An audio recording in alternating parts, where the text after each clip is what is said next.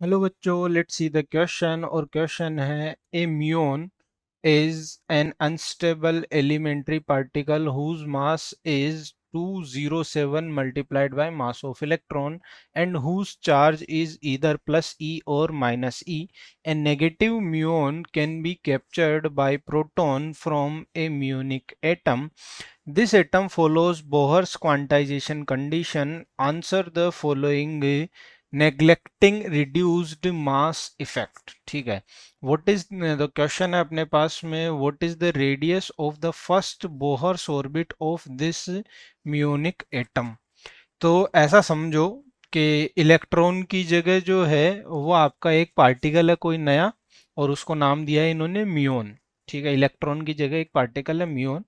सब कुछ सेम है पूरे के पूरे एटम में, बस जो डिफरेंस आ रहा है वो इतना सा आ रहा है कि जो मास है म्यून का वो 207 टाइम्स है इलेक्ट्रॉन के मास के।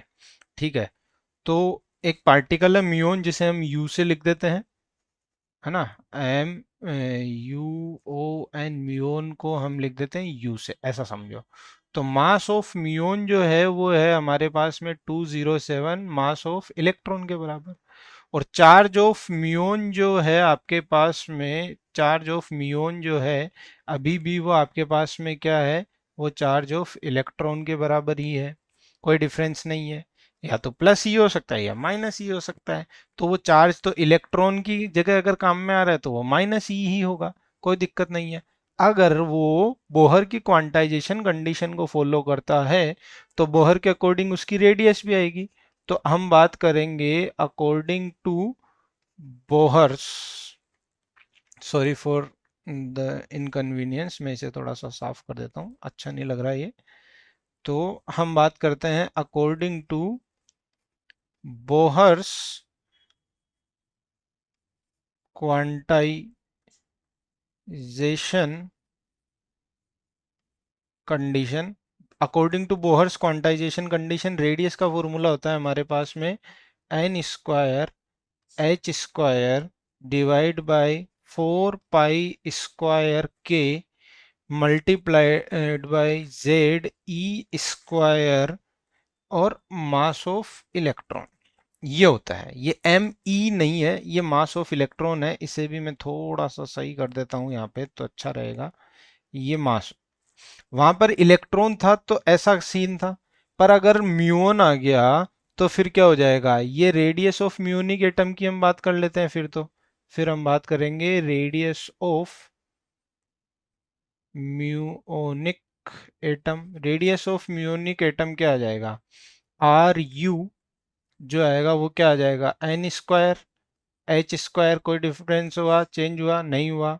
4 में चेंज होगा क्या, नहीं होगा। पाई में चेंज होगा क्या, नहीं होगा। के में, जेड में, चार्ज में नहीं होगा ना, किसी में भी चेंज। मास में चेंज हो जाएगा। मास कितना है वो 207 मास ऑफ इलेक्ट्रॉन।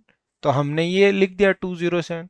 अब मुझे पता है कि ये सब वैल्यू जब मैं पुट कर देता हूँ ना रेडियस में, तो बोहर के अकॉर्डिंग जो मेरी रेडियस आ जाती है, according to Bohr's quantization condition, R1 जो आती है मेरे पास में वो कितनी आती है, 0.529 एंगस्ट्रॉन आती है मेरे पास में, है ना।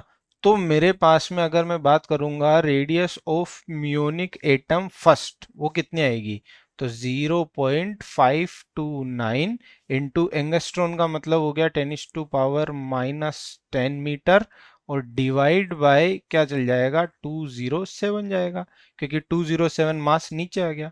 तो कितनी रेडियस आ जाएगी मेरे पास में, जब हम इसको सोल्व करेंगे तो हमारे पास आंसर आएगा 0.256 पिकोमीटर। ये हमारे पास आंसर आ जाएगा। मतलब कौन सा ऑप्शन करेक्ट है हमारे पास में, option B is correct. I hope you understood it very well. Best of luck.